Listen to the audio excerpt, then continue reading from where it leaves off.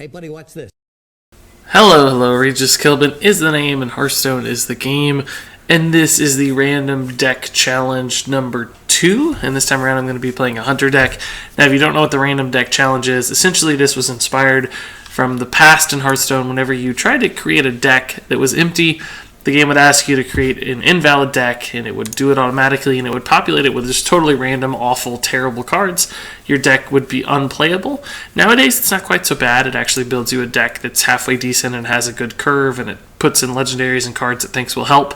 So it's not possible to really build a random deck using the game itself anymore. You have to rely on outside tools to build a truly terrible, awful, unbelievably bad deck.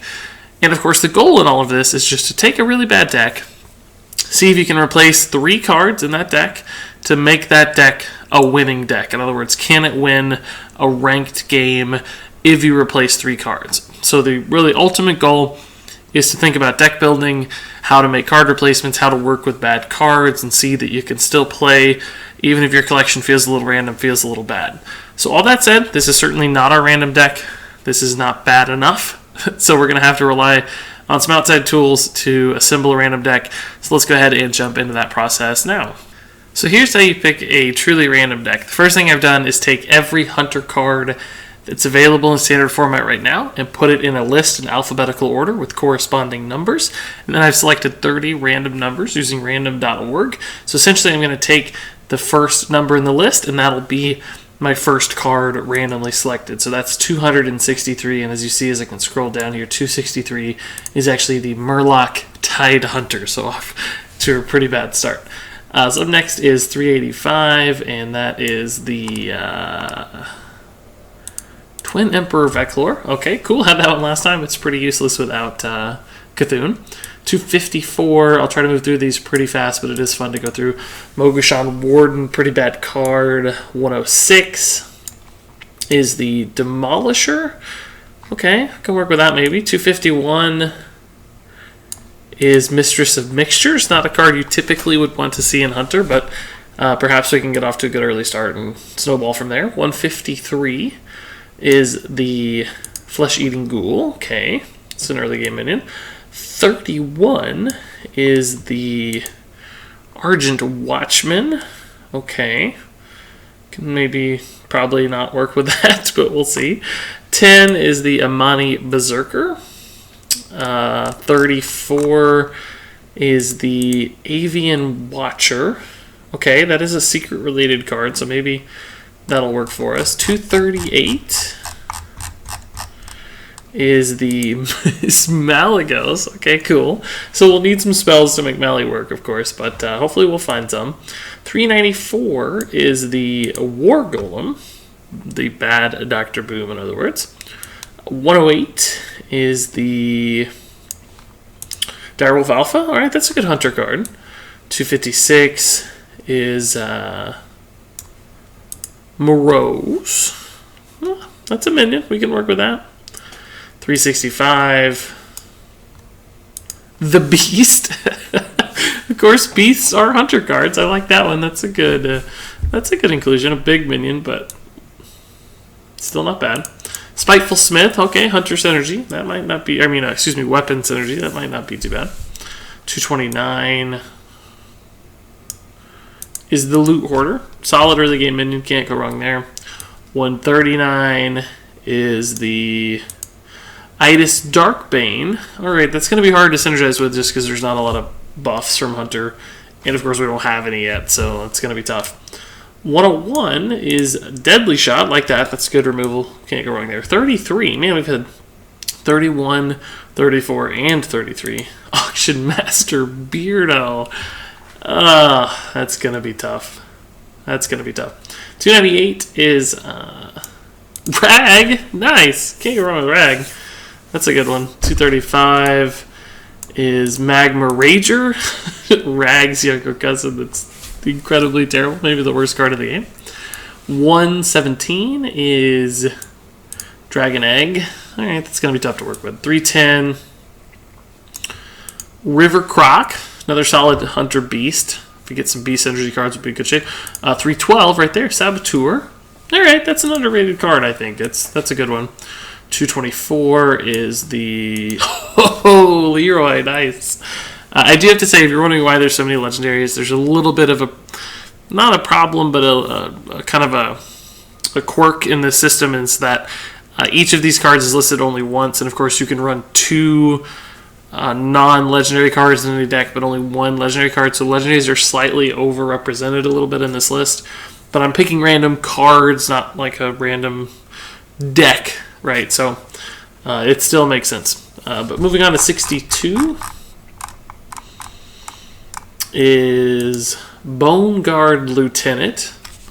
That's a solid little card. 401 is Wolf Rider. I like that one too. Can't go wrong with Wolf Rider. 145 is the Finn Creeper. A lot of like really vanilla, classic, basic cards so far in this list, which is...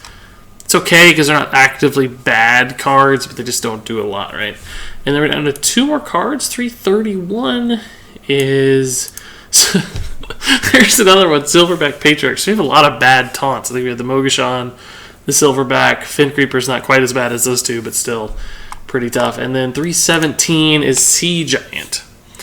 Alright, Sea Giant's workable, because, if we get a lot of minions out, or if our opponent does, this is sort of a swing card that gets us onto the board with something really big.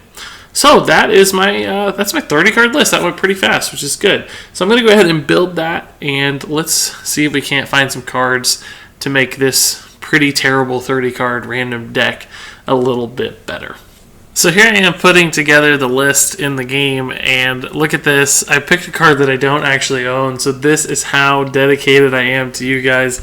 I'm crafting the Beast for a random deck challenge. So here we go. Say goodbye to the 1600 dust in probably the worst imaginable way, crafting a card that is on average rather terrible. But there we go. The Beast is now a part of my collection. That is true dedication. Oh my god, here we go again. I actually don't have Auctionmaster Beardo either. So I guess I'm going to bite the bullet and spend another 1600 dust just to complete this deck. Now some people might be freaking out right now. Why are you crafting these cards you don't need? Don't worry. I want to have a complete collection someday anyway. These have to be crafted eventually. The fact that it happens today is really not that important. But here we go, Auctionmaster Beardo. Welcome to the collection and welcome to my random hunter deck. Time is indeed money. And there we go. After nearly bankrupting myself when it comes to Arcane Dust, I have completed the random deck hunter, random deck number 2 here in this series. So now the task is really where this is most productive and where I think a lot of the learning happens, is to see what we've got and see if we can swap out 3 cards that will make this deck considerably better. So in other words, we're going to take a look at things like curves and card qualities and maybe some potential crazy synergies that we can exploit to make this deck actually viable on the ranked ladder. So looking at our curve here, it's kind of interesting. I don't hate the early game, but you don't want that big of a jump from 3 to 4. Like, that's just too many 3-drops. It's sort of an awkward turn anyway. I'd rather have a flatter 1, 2, 3, 4 if we're considering early game. I like that the deck is early game biased because that supports Hunter getting off to a fast start and really rushing down your opponents. But unfortunately, the cards we have don't really support that. Like, for instance, both of our 1-drops are a little bit more defensive in nature. They aren't really about getting out and hammering your opponent. And a lot of our 2-drops just don't offer that much pressure or aggression. So even though it's got some early game, it doesn't really support that early game mentality. So what I think we need to do is get rid of some of these weaker 3-drops, add in a couple 4-drops just to smooth out that curve and make us more of a mid-rangey deck that has some late-game bombs with like Ragnaros, Malygos, etc. Now, that said, our Malygos is going to be sort of useless. We don't have any direct spell damage, but she is a 4/12 body, so maybe that's alright. Ragnaros can carry games on his own. Leroy gives us some damage, so there's stuff to work with here. It's just, it's going to be weaker cards on average, but that doesn't mean we can't win games. So that said, if we're going to drop some 3-drops, which ones do we get rid of? I think obviously Magma Rager is the first and most obvious choice. Morose is also a consideration. Even though it's a legendary, right, it dies so easy to all the Maelstrom Portals of the world. So I don't really think this guy's going to give us the long-term value we need. He does have some synergies with a card like Direwolf Alpha, but it doesn't go much beyond that. So I just feel like Morose is going to really let us down. Demolisher, is not the best card ever, but it has some value as sort of a baby Ragnaros. Beardo, we're not going to get value out of, but it's just a 3-mana 3/4, so that's okay. Same story with Idis Darkbane. They're not doing anything, but they're just solid bodies. I don't hate that. Flesh-Eating Ghoul gives us some potential to apply pressure or have a kind of a mini win condition. If this can get up to a 5 or 6 attack minion, who knows what could happen, right? And Saboteur is good too. So the question really comes down, do we get rid of Morose, maybe Silverback Patriarch, maybe both? Is there any other really, really bad card we want to drop? I think Argent Watchman is close to that. If we played this on 2, it may not get to attack again until like turn 4, so it'd just kind of be a weak body that doesn't do anything. As far as cards down here, like Twin Emperor's rather weak, Malygos is sort of weak, but they're not nearly as bad as Silverback Patriarch and Morose. I'm going to drop Silverback Patriarch for sure, just because we already have Mogu'shan Warden filling a similar spot, but for 1 mana, it's way, way better. Morose is the next question. I mean, looking at this curve now, we could get up to 3 4-drops, 4 or 5-drops, but we'd still be at 7 and 8 when it comes to those 2 slots. So I think we still do have to drop a 3-drop, and I think Morose is the answer, unfortunately, for him. So let's drop him. And now we need to pick some 4-drops. I think exclusively 4-drops. A couple 1-drops maybe wouldn't hurt, just because our deck's going to feel pretty slow if we don't get off on 1 fast enough. But we don't need any late game. 5, 6, 7, we're squared away. It's totally fine. So let's look in here and see if there aren't some good 4-drops we could run with. Houndmaster is always a solid 4-drop for Hunter if you have beasts, and we do have a couple, but not enough. We have Direwolf Alpha, River Croc. That's really about it, I think. Avian Watcher's not actually an owl, it's a stone. So really not enough beasts to make this consistent. Dispatch Kodo is really better in a Grimy Goon style deck. We could actually buff it with Direwolf Alpha. Active onboard aura effects like this do affect the damage that Dispatch Kodo deals with its battle cry, but again, that's just too inconsistent. I think a minion, just a value minion like Infested Wolf, is going to offer us so much more than any of these battle cry type cards. But we should also take a look here at neutral cards. It's not just Hunter cards, of course, that we want to consider. Cards like Elise Starseeker, although she won't be long for standard format, this is the kind of card that no matter how bad your deck is, she gives you a win condition. Like, we can turn all of this junk into legendaries. The problem with that strategy, of course, and it's sort of a trap, I think, for a lot of people who want to utilize this card, is that this deck's not good enough to last long enough to draw into the various Elise pieces to actually pull off the Golden Monkey. Like, we don't have removal spells, we don't have enough high-value minions. I just don't think that, particularly in Hunter with a hero power that is not defensive in nature, has enough to make this work. So as much as this can be an out for a weak collection or a weak deck, I don't think that's the case in this particular instance, just because we don't have enough to stay alive. So I really like the idea of Infested Wolves, and I might just add 2 because I think they're kind of the best 4-drop that we can get.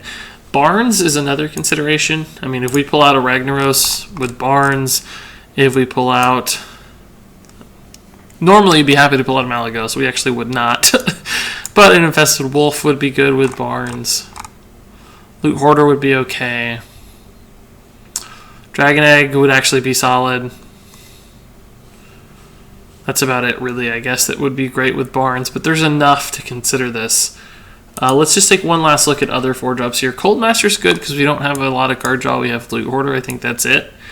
But our curve is high enough that we probably won't be just totally dead for cards. Defender of Argus is another card you can always consider adding at the 4 spot, but I don't think our minions will live long enough to really take advantage of that. That really looks like about it for the good 4-drops here. Singeing Shieldmaster is always a safe bet. Tomb Spiders, some card draw, which would be nice. Spellbreaker could be decent. But really, I think Barnes is the best option just because of Ragnaros. Just because of the Tomb Spiders. Oops, not what I meant to do. Just because of the Tomb Spiders we added in. Who knows, maybe Barnes will get us a big win from time to time. Even if he whiffs, right, it's still just 4 or 5 in stats for 4, which isn't the worst thing in the world. So, that puts us at 30 cards. The curve looks a little smoother now. It's no giant holes. There's some holes at 6, but by turn 6 you can run a couple 3-drops, you can run a 4 and a hero power. There's other stuff to do. And then maybe a little heavy +7, but this is not necessarily a 7-mana card. This could be a 4-mana card, for instance. And a couple of these are really nice big threats. So I actually don't think this deck is just abysmally bad. It's not good by any means. Card quality's off, no removal, lack of synergies, but if we get off to somebody who just has a moderately slow start, doesn't just kill all our stuff right away, this could snowball into a victory just by playing on curve with not terrible minions. Plus, we have outs with Wolf Rider and Leroy for just damage. And Ragnaros and Barnes can also do just crazy things. So, all that said, we got to name this deck. It's our second random deck, but what are we going to call it? I think since we had to craft Auctionmaster Beardo and the Beast, I think we're going to call it the Beardo Beast Hunter. Beardo Beast Hunter. That's a pretty fun name. So let's do this. Let's take the Beardo Beast Hunter. Believe it or not, I don't know why I do this to myself, but let's take it out onto the ranked ladder. That's right, rank 5 for the random deck. It doesn't get much worse than this. In the past, I had played a random deck in Legend and won a game. Let's see if we can do the same on rank 5. It's nearing the end of the season, so rank 5 is not quite super duper duper competitive, but still obviously a lot of fantastic players and strong decks. So this will certainly measure our merits. I always like to imagine what my opponents are thinking. This is a rank 4 Reno Lock, really try-harding, going crazy to ladder up at the end of the season here.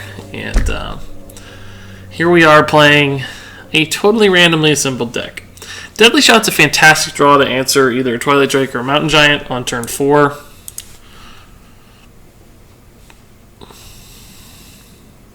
No 1-drop for us, that's fine. We'll just play the Bone Guard here. I think it's better than the Tidehunter because it denies Immortal Coil. He is coining something out already. Dirty Rat. Okay. I think this means I can just hero power now to make this trade into the Dirty Rat, right? Because right now it has 2 health, so it dies. If I hero power, I can make a trade. It's bad to Mortal Coil, but then this is better because Mortal Coil is worse against it. So we could have Direwolf to get like 1 more damage in, but this theoretically accomplishes the same thing without utilizing a card. He can't coin a Mortal Coil if he gets it here, so it looks like this will get to make the trade. The Flesh-Eating Ghoul is actually not bad here. Once again, susceptible to Immortal Coil, but that makes this better. And this is good with Direwolf too, so. He's gotta be so confused. Cabal Courier, alright, that's fine. It's actually not perfect because both of those trade into this. I don't have a way to kill that right now, so it's just going to be a good kill for him. Dragon Egg or Direwolf Alpha. I mean, we're gonna get wrecked by removal here soon. So I think the Dragon Egg has to be out at the same time as my removal. Or at the same time that we think he's going to cast removal. So, a turn like trade here, Tidehunter, Direwolf Alpha feels okay, but it's just so bad against Hellfire. It's so bad against Demon Wrath. So would I rather maybe just Dragon Egg and Direwolf Alpha and trade? It's not perfect, but maybe it'll be alright. This makes the Direwolf a little bit more of a high priority target against the Cabal Courier, so he might have to trade here, and that makes this even stronger. We might just see a face Hellfire, face Demon Wrath, but again, that's why we play the Dragon Egg. He can trade this way and then do it. There's also Potion of Madness. Okay.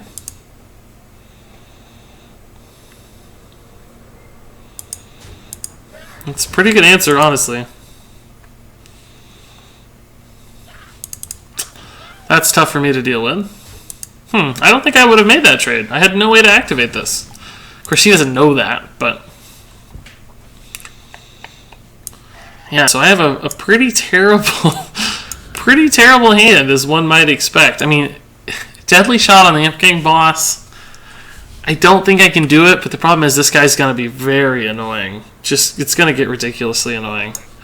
I guess we'll just go wide on the board a little bit. Itis would have been alright, but she doesn't necessarily trade any better to the Imp King boss than these things. I mean, this gives him stuff to kill, but hopefully the Demolisher and trades can all clean this up. I'd rather that have been like a Twilight Drake or Mountain Giant, honestly. Ooh, that's good. Makes it a lot harder to kill that now. So I guess we Saboteur Darkbane. It's not my favorite play in the world, but it's what we got for mana, so.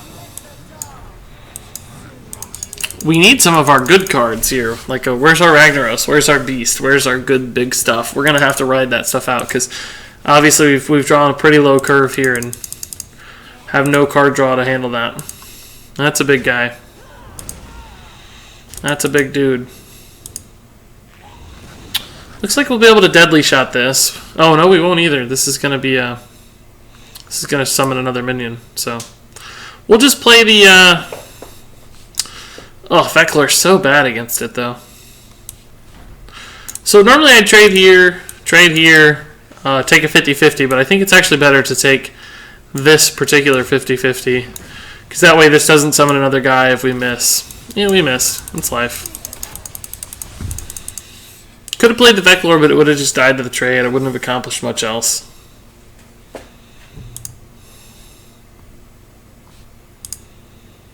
He's going to get 2 demons out of this. I like this demon Reno Lock. It's a pretty cool deck. I might actually do a deck spotlight on it, so stay tuned for that, depending on the order this video gets posted in. Leroy does not actually do much right now. Oh, our hand is just super awkward. What do we do? This guy has to be wondering what is going on, but he also has to be happy that he's getting a free win on the ladder, right? Like, this game is far beyond reach. More cards, more health, better board. We don't have any big swing turns. This game's out of reach, obviously. I don't really think there's anything we could have done to win this game. Just a better deck, obviously. Didn't get off to any kind of crazy start, so we basically just doomed ourselves from the start. We'll just concede here via terrible plays. I should give him 9, 12, 14 damage, so we're not quite dead, but soon. Deadly Shot hitting would not have won us this game. It might have helped a little, but we still would have lost. Barnes into Ragnaros doesn't even help. Barnes into Rag, into Wrathguard would take him to 18, but clearly that's not enough to kill him. Avian Watcher's pretty bad too. No secrets in our deck. Oh, that's actually one of the better Barnes targets, but too little too late, of course, so not enough there. And folks, that's how you give up stars on the ranked ladder. That's how you sacrifice your rank. That's alright. Hard earned rank 5. See you later. It was nice knowing you. But we'll try again. We won't give up just like that. The sun doesn't blind me. I think we'll have a closer game. I'm not going to go so far as to say that we'll win a game. I don't think that's likely. It's never likely. The random deck challenge happens. It happens. Like, don't lose hope. We will win a game eventually. I just don't feel like this is the deck to do it. Although, if this is a Pirate Warrior, and we have Mogu'shan Warden, we might have a shot. We might have a shot. We need to get a 1-drop Mistress of Mixtures. River Croc's okay, because we can coin it. And It might trade into a small-time Buccaneer.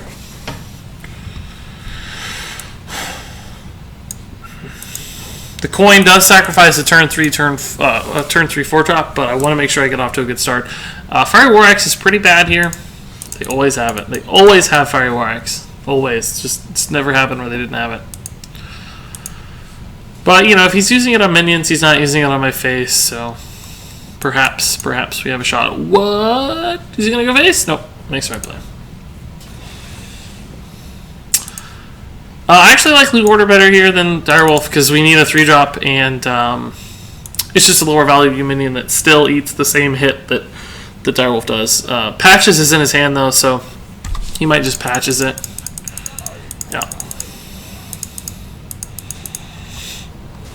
That's such a stupidly good play. It actually makes me angry. He had one of the best possible opening hands.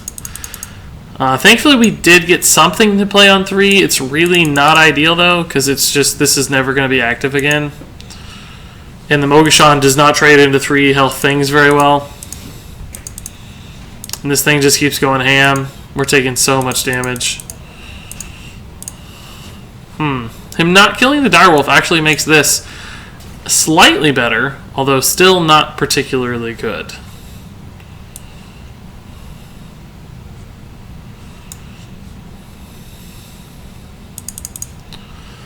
He has 11 damage, so we have to either taunt or kill something. He can just go boom, boom, weapon, hit face for 4. These are each at 1 health. I can trade this in. Question is, do I need to trade this in now so I have a higher attack minion? I think the answer is yes. It might change the way he trades a little bit because he won't want to send this into this. I don't know if that matters. I could go here as well just to kill this, but that still leaves him with 7 damage on the board, and this no longer kills this. This would still be alive with 1 health, so I don't actually think it advantages me any. Maybe I'm bad at math, but we'll see. And by the way, I don't have another way to defensively hunker down here. Oh, goodness. That's a lot of damage, boys.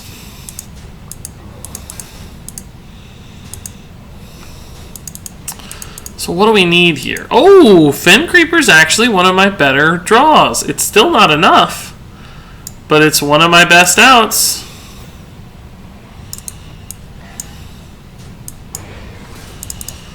Oh, it's not enough because he can obviously hit me for... Well, he can only hit me for 1 with what we see on board. That means he kills me. That means he gets to kill me. Oh, he had me a couple different ways there, it looks like. But, man, if he didn't have that just perfect hand, I think that's a game we win. I think that's a game we win. He just had the perfect hand. So we'll try one more time. We only get 3 tries, right? 3 games, that's how it works. I get 3 tries to win, and otherwise we deem it a failure. Ooh, that was so... I feel like that could have been a win. That makes me real sad. Ugh. It was the 2/3/3 taunts that really hurt me, right? Paladin. Who knows what this is going to be? Nobody knows what Paladin... You don't play Paladin right now, so... I don't know what we're going to get into here. Loot Orders, I guess one of our better early game cards. This is fine. These are on curve at least.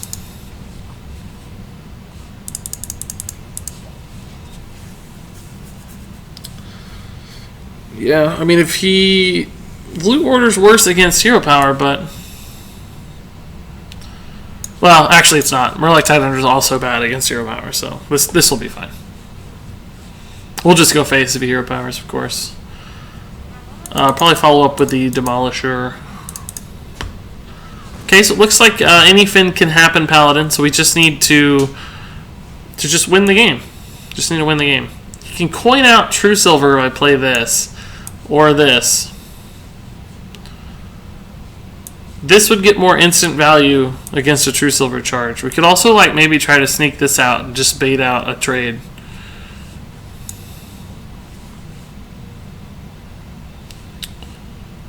If he coins True Silver, what does he do on 4? Maybe not much. Maybe we can Watchman Tidehunter.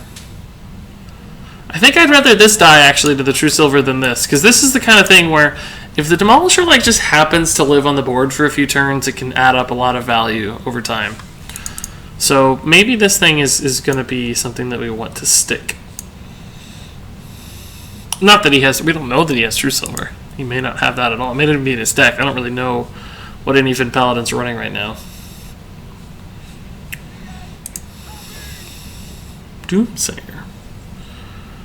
I gotta be honest, that was not what I was playing against. We don't have an answer for that. We can't do 4 damage from hand, so we'll just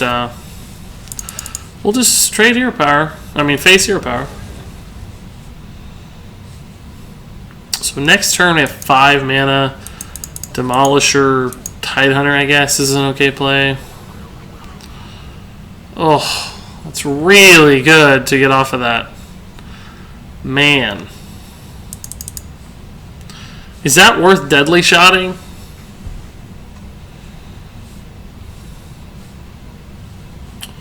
Maybe I can just play the Mogu'shan that's unlikely to be killed by Finja. Follow it up with a beast next turn that's maybe protected behind the Mogu'shan. I don't know. Guys, this is bad. It's I mean, we're trying to learn, we're trying to think about, you know, outside the box lines of play. Hopefully we are learning a little bit, but this is tough.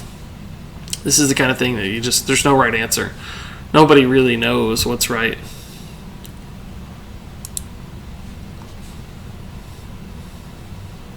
I mean, the math probably works out where, unless he has like Hammer of Wrath exactly, Finja's not going to be the killing blow here. So, looks like he did have that True Silver the whole time. Alright, well, Ragnaros is the kind of card that puts us in the game. This is another 7 health minion, so again, Finja would not have the killing blow here, based on what he has on board. I mean, I hate that he can kill this. He takes 9 damage from it, which I guess is somewhat significant, but I don't think that's a route to victory. He's going to have a lot of defensive tools and heals, so I think we've already lost. I think we're too far behind on the board. Ragnaros could help, you know.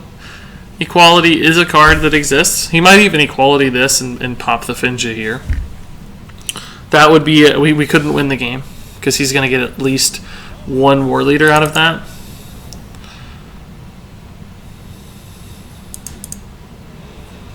I would have killed this immediately.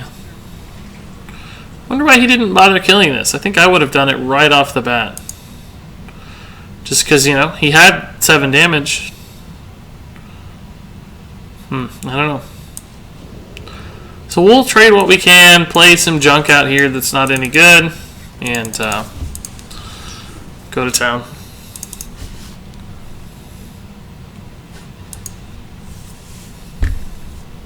I've still lined it up in a way I think... Oh no, he can get a kill with Finja now. He can trade into the Demolisher with a 3 attack minion. I can play Rag next turn, follow it up with Malygos. It's the best we've got. It's not good, but it's the best we've got. This is a tough one. Just nothing good, nothing active. A little bit demoralized. It's still fun, don't get me wrong. It's still fun. Just a little demoralized. I don't think we're going to get a win, so. That Pirate Warrior was really our chance. And we missed our window. Oh my god, look at that nonsense. Oh, that's so good. The Barnes destroyed us. Is there any way for me to win this game? Maybe if Rag snipes the War Leader, I have some sort of chance to do something. Even that feels incredibly unlikely, though.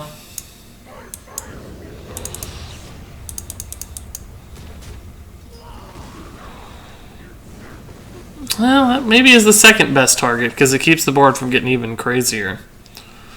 I mean, assuming he doesn't have an equality or something to answer this, is it possible for us to win? No, but it's slightly possible. It's not possible, but it's slightly possible.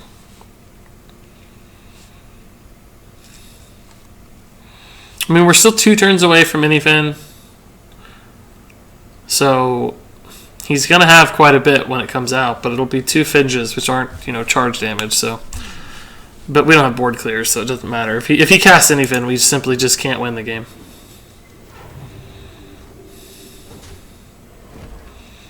It's so weird to me that he hasn't killed this yet. He's just going to get a free 3/3 out of it. Does he think that this summons a 3/3 for me? It's so unusual to me. What does he think I'm going to do? Like, leaving a beast on the board against a hunter is just insanity. Finally. So maybe he'll think this is like a super high priority target and kill it somehow. If we're not just dead, 7, 10, 14, 18, we're real close to dead. Double Consecration kills us. Hammer of Wrath kills us. A lot of stuff kills us. We're going to lose the game regardless, but whether it's his turn or not, time will tell. That will kill us. And that's all she wrote, folks. That's all she wrote. That was a tough one to swallow. Well, this particular game, that was fine. The first game, that was fine. 2 control decks that we just didn't have a shot against. Not enough minion value, not enough consistency on our draw, not enough early pressure. But that Pirate Warrior, just 1 or 2 cards different here and there, that's a game we win. That's a game we win. He just happened to have the perfect set of cards against us because we don't have any removal. So, yeah, that's going to be it for the Beardo Beast Hunter, random deck number 2, and pretty distinctly a failure. Maybe we should have focused less on 4-drops and just put in some 1-drops to give us a shot against something like Pirate Warrior. Add in some Alley Cats. Add in something, Argent Squire. I don't know. Add in some Sir Finley. Who knows what we needed, but it wasn't what we had. The 4-drops really didn't make a difference at all. I think I focused a little bit too much on curve and not on playing to our outs, which is, beating a certain specific matchup. But anyway, that's going to be it for random deck number 2. I hope you enjoyed this fun little adventure. I hope you learned a few things about playing out-of-the-box cards, building out-of-the-box decks, and thinking a little bit abstractly about Hearthstone, because that's always a fun exercise to take upon. So that's going to do it for me. Thank you so much for watching, and until next time, game on.